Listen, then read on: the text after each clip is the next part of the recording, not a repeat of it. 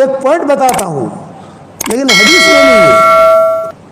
مجھے کہتے ہو ڈر بہت لگتی ہے, کروڑوں آدمی سنتے ہیں دنیا بھر میں, لیکن حدیث میں نہیں ہے.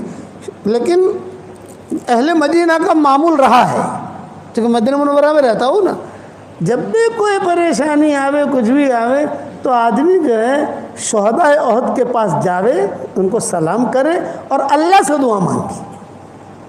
بہت مجرب چیز ہے. شہدائے احد سے تو مانگنا نہیں ہے بھئی, نبی سے تو مانگا نہیں جاتا. میں تو کلیئر کرتا ہوں نا بھئی, مانگنا کس سے ہے بھائی؟ اللہ سے. دینے والا کون ہے؟ اللہ. لیکن وہ جگہ اسی ہے جہاں یہ لوگ دفن ہے کہ وہاں آدمی کی دعا قبول ہوتی ہے. آدمی اللہ سے مانگے کہ اللہ پاک سلام تو میں ان کو کر رہا ہوں, سلام تو کسی کو بھی کر سکتے ہو, مغفرت کی دعا کسی کو بھی کر سکتے ہو, لیکن یہ کہ اللہ سے مانگے کہ اللہ میری فلاں پریشانی ہے تو میری پریشانی دور کر. خاص طور سے جن کے نکاح نہیں ہوتے وہاں جا کر دعا مانگتے ہیں, نکاح ہو جاتے ہیں ان کے. چونکہ مدینہ منورہ میں رہا تو وہ لوگ ملتے ہیں نا, ہمارے بیانات ہوتے, یہ ہوتے, جاتے ہیں, آتے ہیں, جاتے ہیں, وہ تو انہوں نے یہ سفر میں سنا ہے مجھے. یہ کہا کہ اب جب کوئی بھی ایسا ہو تو ہم بھیج دیتے ہیں, جب سلام کریں ان کو, لیکن دعا مانگ اللہ سے. ہمیشہ یاد رکھنا, ہم سلام تو کریں گے حضور صلی اللہ علیہ وسلم کو, لیکن مانگیں گے اس سے بھائی؟ دینے والا کون ہے؟ اللہ. ہر چیز ہر منزل میں اللہ کی محتاج ہے. اللہ کسی منزل میں کسی چیز کا محتاج اور پابند نہیں ہے. احد پہاڑ جو ہے نا, یہ احد پہاڑ حضور صلی اللہ علیہ وسلم دیکھتے تھے, وہ احد پہاڑ کی مستقل فضیلت ہے. اور حضور کہتے تھے احد یحبنا ونحبہ, احد یحبنا ونحبہ, احد ہم سے محبت کرتا ہے, ہم احد سے محبت کرتے ہیں. خاص طور سے جب بارش ہوتی ہے اس وقت میں احد پہاڑ جو چمکتا ہے تو ہم لوگ مستقل دیکھنے کے لیے نکلتے ہیں. بارش سونے کی طرح چمکتا ہے وہ, جب بارش خوب گرتی ہے اور احد پہاڑ کو تو عرب لوگ سب دیکھنے کے لیے آتے ہیں کہ یار کیسا چمک رہا ہے. حالانکہ پہاڑ تو دنیا میں ہم نے بہت دیکھے بھائی. ہم تو اب لوگ مجھے پوچھتے ہیں کہ مولانا آپ کون سے ملک میں گئے ہو, میں نے کہا بھائی یہ پوچھ کون سے ملک میں نہیں گیا,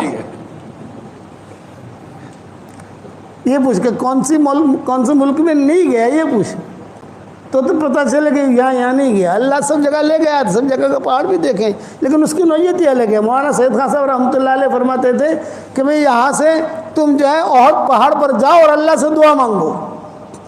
یہ مولانا سید خان صاحب رحمۃ اللہ علیہ ہمیں کہتے تھے, ان کی تربیت میں رہے ہم, کہ تم جاؤ احد پہاڑ پر جاؤ, شہدائے احد کو سلام بھی کرو, اور احد پہاڑ پر جا کر کہیں پر بیٹھ کر اللہ سے دعا مانگو. وہ قربانیاں جو ہیں وہ اب تک احد پہاڑ اس کی گواہی دیتا ہے, جو قربانیاں دی گئی ہیں. تو حضور صلی اللہ علیہ وسلم شہدائے احد پر گئے اور وہاں جا کر جو ہے انتقال سے پہلے اور یہ کہا کہ دیکھو تھوڑے دنوں میں تمہارے پاس میں آنے والا ہوں. اور صحابہ سے کہا, صحابہ ساتھ تھے نا, یوں کہا کہ دیکھو میرے جانے کا تم لوگ زیادہ ویلا مت کرنا, میری تمہاری ملاقات حوض کوثر پر ہوگی, حوض کوثر تیار کرنے کے لیے جا رہا ہوں, میری تمہاری ملاقات وہاں ہوگی. جب صحابہ لے کر چلے تو حضور نے فرمایا میرے بھائیوں کو میرا سلام کہنا. تو حضرت ابوبکر نے پوچھا السنا اخوانک یا رسول اللہ, اے اللہ کے نبی کیا ہم آپ کے بھائی نہیں ہیں؟ آپ نے فرمایا اللہ تم میرے بھائی نہیں ہو, بل انتم اصحابی, تم میرے ساتھی ہو. میرے بھائی بہنیں تو وہ ہیں جنہوں نے مجھے دیکھا نہیں ہے اور میری بات پر لبیک کہہ کے کھڑے ہو جاتے. ہم لوگ حضور کے بھائی بہن ہیں.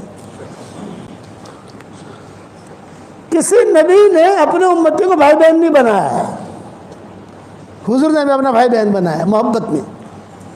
بھی یہ کون ہے کہ حضور کا بھائی ہے, یہ کون ہے کہ حضور کی بہن ہے؟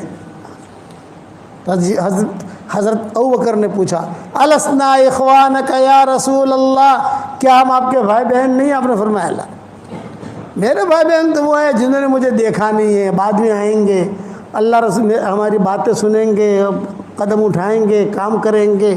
ہم نے حضور کو دیکھا نہیں ہے, لیکن جو حضور باتیں بتاتے ہیں فوراً عمل کرتے ہیں ہم, کیونکہ نبی نے بتایا ہے. اب واپسی میں حضور صلی اللہ علیہ وسلم کی جب باریاں ہوتی تھی امہات المومنین کی, تو جب احد سے واپس آ رہے ہیں انتقال سے پہلے, تو آپ کی باری تھی حضرت میمونہ کے گھر میں. تو حضور صلی اللہ علیہ وسلم نے اب امہات المومنین کو جمع کیا اور جمع کر کے کہا کہ بھئی دیکھو باری تو ہے آج میمونہ کی، لیکن میری خواہش یہ ہے کہ اب میری طبیعت ٹھیک نہیں ہے، آخری دن چل رہے ہیں، تو اگر خوشی کے ساتھ تم سب اجازت دے دو تو میں عائشہ کے پاس رہوں گا، خوشی سے اجازت دو، ایک رات کی باری ہوتی تھی نا۔ تو سب ماؤں نے کہا کہ نہیں، آپ جس میں آپ کو خوشی ہے۔ تو حضرت عائشہ کی وہاں حضور نے قیام کیا، یہ آخری دن گزر رہے ہیں۔ اور جب حضرت عائشہ کا وہاں قیام کیا تو ایک دم سے قیام ہوا نا، بھی باری تھی کہاں؟ حضرت میمونہ کے وہاں۔ تو انہوں نے تیاری کر رکھی تھی، بستر کی، کپڑوں کی، جو بھی ترتیب ہوتی ہے رکھی تھی، لیکن اب یہ تو بالکل فیصلہ پلٹ گیا کہ پھر تم اجازت دو تو میں عائشہ کے پاس رہوں، لیکن میری دوائیں بھی جانتی ہے، وہ میری خدمت بھی کرتی ہے، خدمت تو سب کرتی ہیں، لیکن یہ کہ میری خواہش ہے کہ میرے دن آخری وہیں گزرے سب۔ اب یہاں جو ہے حضرت عائشہ نے کوئی تیاری تو کی نہیں تھی، بات سمجھ میں آ رہی نہیں آ رہی؟ یہ مضمون بہت لمبا ہے، 5 گھنٹے کا یہ مضمون ہے جو مجھے 8:25 کو ختم کرنا ہے۔ کہ بھی حضرت عائشہ نے تیاری تو کی نہیں تھی، تو ساری ماؤں نے کہا کہ عائشہ جلدی جلدی تمہیں جو چیز کی ضرورت ہو ہم مہیا کر دیتے ہیں، کھجور کی ضرورت ہے کھجور لے آتے ہیں، دودھ کی ضرورت ہے دودھ لے آتے ہیں، اور خالی تم اشارہ کر دینا ہم لے آئیں گے۔ یعنی دوسرے ماؤں نے مدد کی کمرہ صاف کرانے میں۔ یہ نبی آ رہا ہے تو کمرہ تو صاف کرنا پڑے گا نا، بستر ٹھیک کرنا پڑے گا، تکیہ ٹھیک رکھنا پڑے گا، جو دوائیں وہ ڈھنگ سے رکھنی پڑے گی۔ اب حضور صلی اللہ علیہ وسلم یہاں آئے حضرت عائشہ کے کمرے میں۔ حضرت عائشہ کے کمرے میں جب آئے حضور صلی اللہ علیہ وسلم، تو عائشہ رضی اللہ تعالیٰ عنہ فرماتی تھی کہ حضور صلی اللہ علیہ وسلم کے دوسرے دن جب فجر کا وقت آیا تو سارے کے سارے ملاقات کے لیے آئے، حضرت علی بھی آئے، حضرت فاطمہ بھی آئی، سب آئے، امہات المومنین بھی آئی، حضرت ابوبکر بھی آئے، سب آئے، اور سب نے آ کر کہا کہ حضرت عائشہ آپ کی طبیعت بہت اچھی ہے ماشاءاللہ۔ شہداء احد کے پاس سے جا کر آ کر تھا بالکل جوان بن گئے، دیکھو چہرے پر کیسا رونق ہے۔ آپ نے فرمایا ہاں آج مجھے بہت اچھا لگ رہا ہے، وہ جو ٹینشن تھا، وہ جو فکر تھا، وہ طبیعت بے چینی تھی، آج نہیں ہے، آج میری طبیعت بہت اچھی ہے، بہت ہے۔ تو پھر سب لوگ جڑے ہوئے تھے حضور کے ساتھ۔ تو اب حضرت فاطمہ نے کہا کہ ابو جی اگر اجازت ہو، میں کئی دنوں سے یہاں پر ہوں، تو میں بھی ذرا علی کے پاس ہوا ہوں، حضرت علی بھی تھے، کہ ہم ذرا گھر چلے جائیں، گھر کو بھی دیکھ لیں ہمارا، کوئی چوٹی وغیرہ ٹھیک کر لیں میں، بال وغیرہ ٹھیک کر لیں میں، گھر کے کچھ کام ہیں دھونے کے کپڑوں کے۔ حسن حسین کو بھی دیکھا نہیں ہے کئی دنوں سے ہم نے، حسن حسین بھی کھڑے ہوئے تھے وہاں، اجازت لی تو آپ نے حضور نے اجازت دی تھی کہ جاؤ تم جاؤ۔ یہ دونوں میاں بیوی نکل گئے، حسن حسین تھے، آپ نے ان کو پیار کیا، آؤ تم بھی جاؤ ماشاءاللہ، یہ بھی کھیلتے کھلتے نکل گئے۔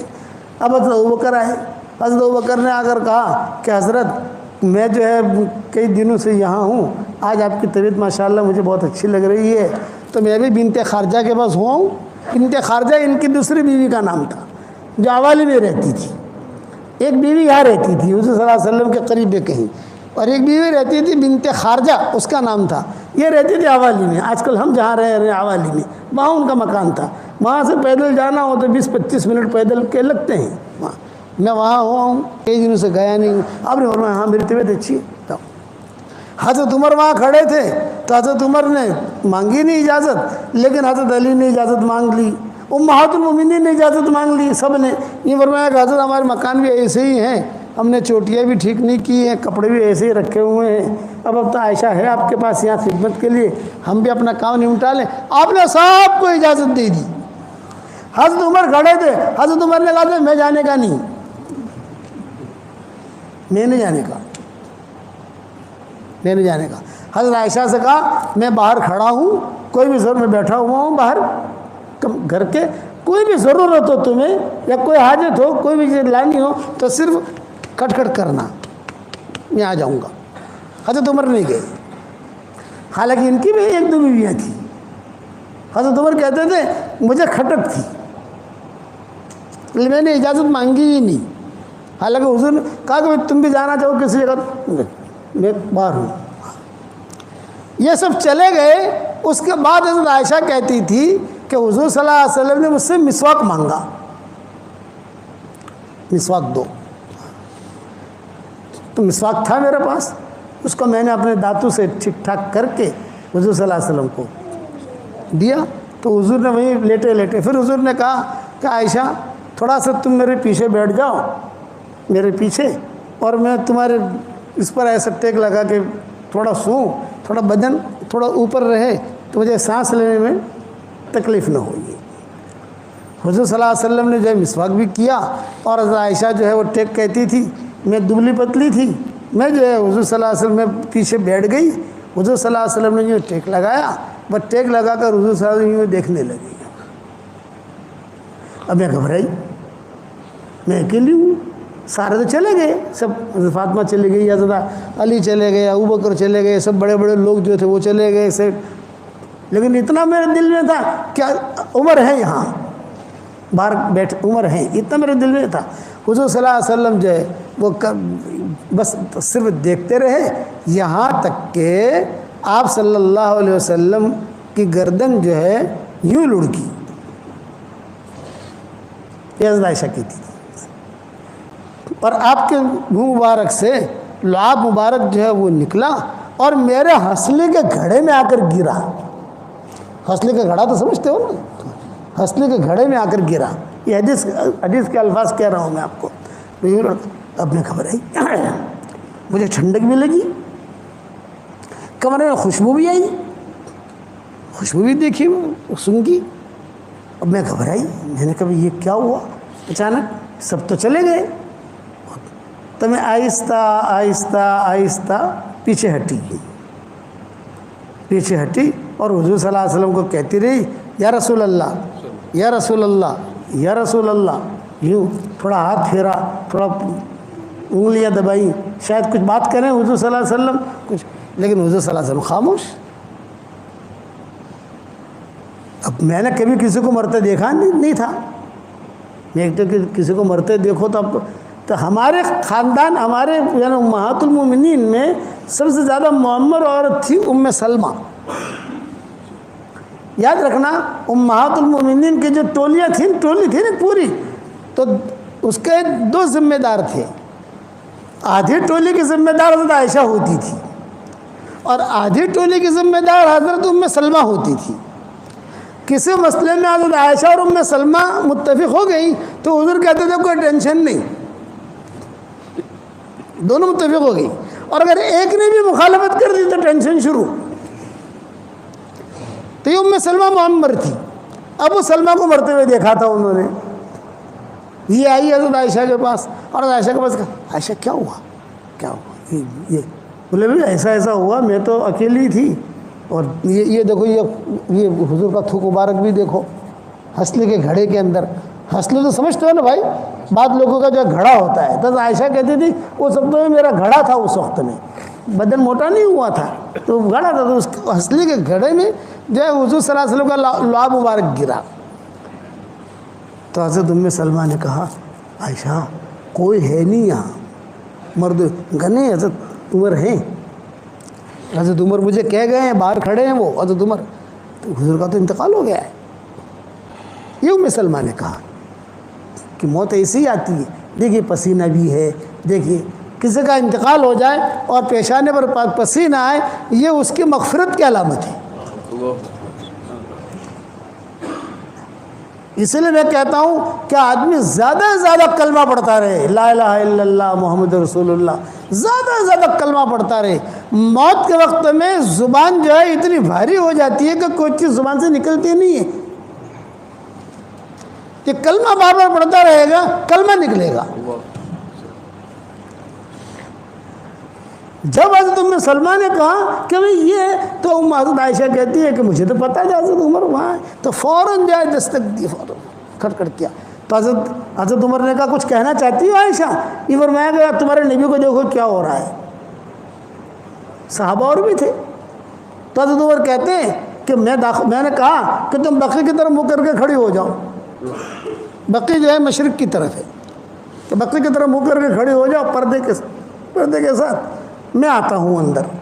حضرت عمر آئے، حضرت عمر کے ساتھ مغیرہ ابن شعبہ بھی آئے، یہ دو آئے.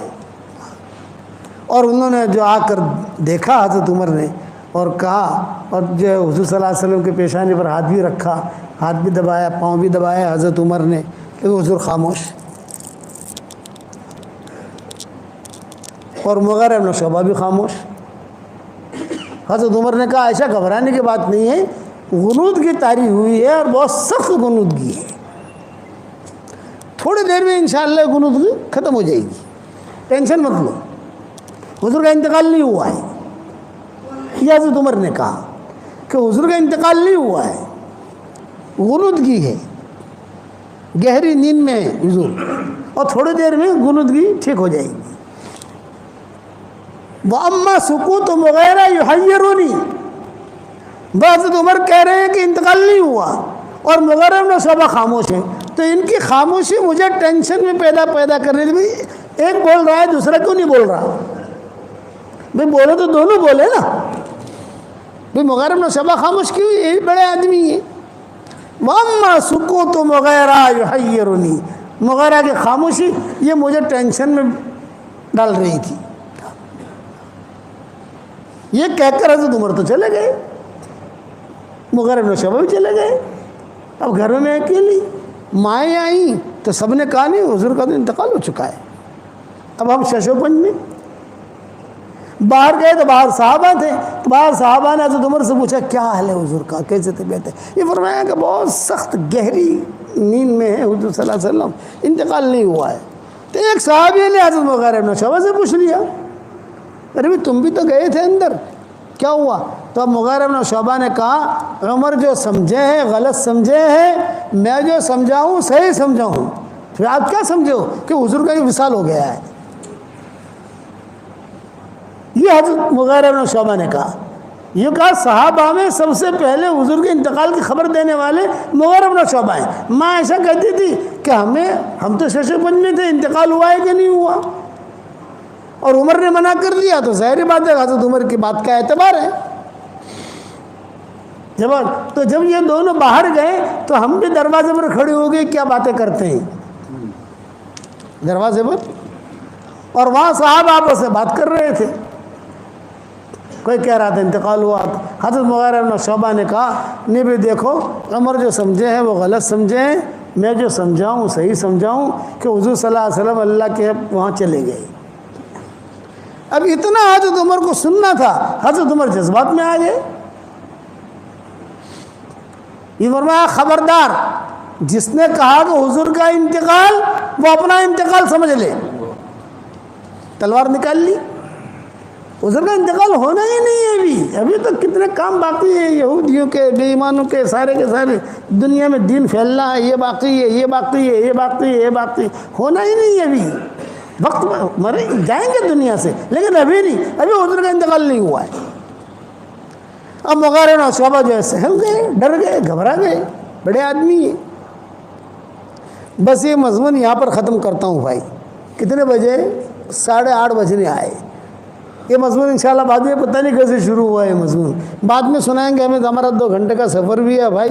اب آپ لوگ اب جب بھی اللہ مجھے دوسری مرتبہ لائے تو خالی یہاں تک کہنا یہاں تک کہا تھا تم نے، تو بعد میں آگے بیان کریں گے انشاءاللہ.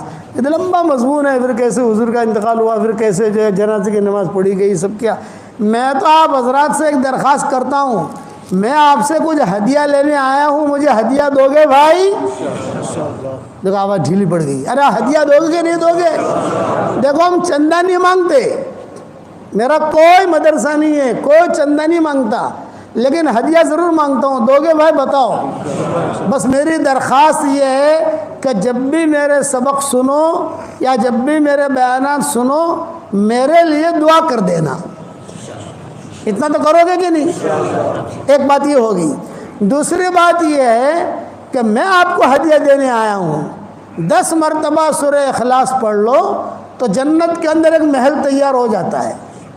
آج کل میرے شاگردوں کو کہتا ہوں 313 مرتبہ سورہ اخلاص پڑھنے کی عادت ڈالو. 31 بنگلے جنت میں تیار ہو جائیں گے انشاءاللہ. اور کوئی انکم ٹیکس والا آپ کو فون نہیں کرے گا. تمہارے 20 نگر میں تو انکم ٹیکس والے بہت آتے ہیں نا کہ بھائی صاحب تم تو اتنے پیسے کہاں سے لائے تم؟ 313 مرتبہ سورہ اخلاص پڑھنے کی عادت ڈالو تو انشاءاللہ 31 بنگلے جنت میں تیار ہو جائیں گے، اور 104 مرتبہ قرآن شریف پڑھنے کے برابر اللہ ثواب دے گا۔ ایک ہدیہ تو یہ ہے۔ دوسرا ہدیہ یہ ہے 313 مرتبہ درود شریف پڑھو، شارٹ والا درود شریف، صلی اللہ علیہ وسلم صلی اللہ علیہ وسلم صلی اللہ علیہ وسلم 313 مرتبہ۔ تیسرا ہدیہ ہے 313 مرتبہ استغفار پڑھو، اللہم اغفر لی اللہم اغفر لی اللہم اغفر لی، جلدی پورا ہو جائے گا انشاءاللہ۔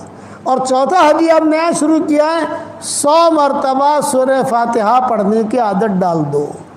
جتنی دعائیں قرآن حدیث میں آئی ہے سب سے اہم اور جامع دعا سورہ فاتحہ میں ہے، تو 100 مرتبہ وہ 4 ہدیے سمجھ گئے بھائی۔ 313 مرتبہ سورہ اخلاص، 313 مرتبہ درود شریف، 313 مرتبہ استغفار، اور 100 مرتبہ سورہ فاتحہ۔ اس کے بعد انشاءاللہ اللہ تعالیٰ سے جو مانگو گے اللہ آپ کی دعا قبول کرے گا، مرادیں بھی پوری کرے گا، اور انشاءاللہ مرنے کے بعد اتنے سارے بنگلے ہو جائیں گے کہ آپ کہو گے کہ یار بنگلے بنگلے ہیں۔ صحیح حدیث میں ہے یہ چیزیں۔ حضرت عمر سے حضور نے کہا تھا، عمر 10 مرتبہ سورہ اخلاص پڑھ، جنت میں اللہ ایک بنگلہ دے دے گا، ایک محل دے گا۔ حضرت عمر نے کہا 10 مرتبہ پڑھوں جنت میں ایک محل؟ آپ نے فرمایا ہاں۔ حضرت عمر نے کہا بہت محل بناؤں گا۔ آپ نے فرمایا بنا جتنا بنانا ہو تجھے۔ تو یہ آپ لوگ شروع کرو گے انشاءاللہ۔ اس کے بعد اللہ تعالیٰ سے دعائیں مانگو، جو بھی حاجتیں ہوں اللہ تعالیٰ سے مانگو۔